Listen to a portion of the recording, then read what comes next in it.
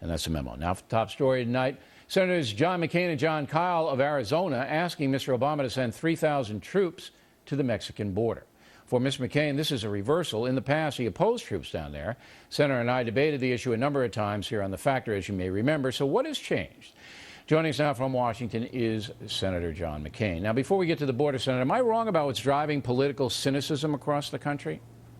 No, you're exactly right, except that I would like to make one additional point, and that is there has never been any real outreach for bipartisanship by this administration. They came with 60 votes, which they don't have anymore, overwhelming majority in the House, and they have decided they would drive things through, hopefully to pick up a Republican senator or two. But the fact is there has never been genuine outreach to try to get things done on a bipartisan basis. Now, when Bill Clinton was president, did he outreach? Yes, he did. He did? Yes, he did. So this, in your experience, then, this is a totally different ballgame right now.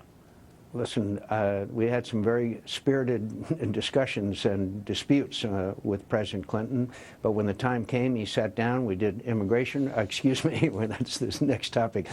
We did welfare reform, we did a number of other reforms, we had balanced budget agreements, we had a number of other agreements that we were able to reach. This administration has decided, again, on financial regulatory reform, just drive it through and see if the Republicans go along. And there has not been real negotiation. I know it when I see it. I have done it, and it's not there with this administration. Okay. Now let's get to the border.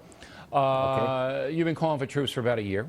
And what has changed since we spoke first in May of 2000? Wow, that went fast. Wasn't that a fast 10 years?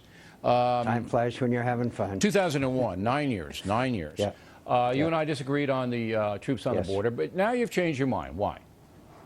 Well, I changed it over a year ago. As you know, the violence on the border is incredible. Let me just give you a couple of numbers. One, in the Tucson sector alone of our border, last year there was over 1.3 million pounds of marijuana apprehended. There were over 241,000 individual apprehensions. Today, John Kyle and I had two great sheriffs with us from Arizona. One is the head of the Arizona Sheriff's Association. His name is Paul Babot.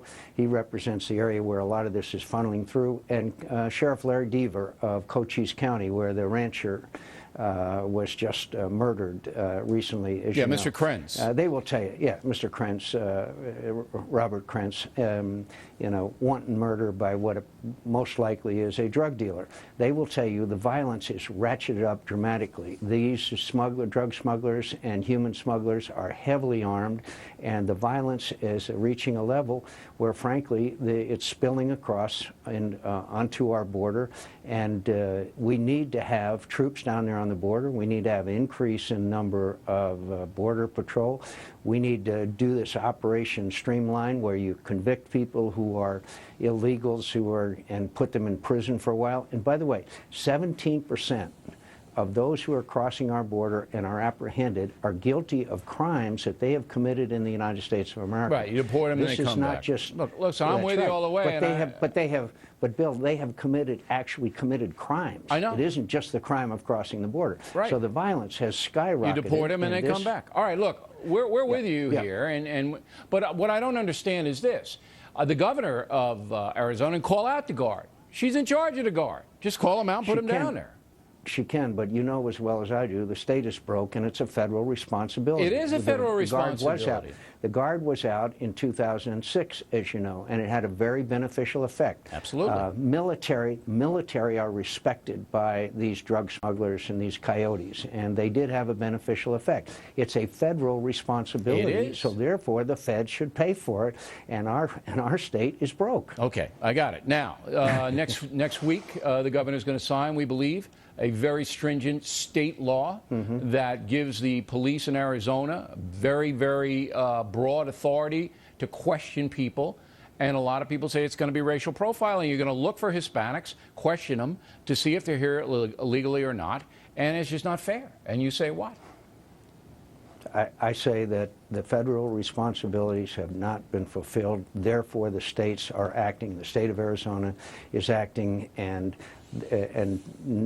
doing what they feel they need to do in light of the fact that the federal government is not fulfilling its fundamental responsibility to secure our borders. But our what about the borders racial must be profiling? secure. You know that's going to happen. It has to happen. I hope. I would be very sorry that if some of that happens, and I regret it, but I also regret really, it's not just the murder of Robert Krentz.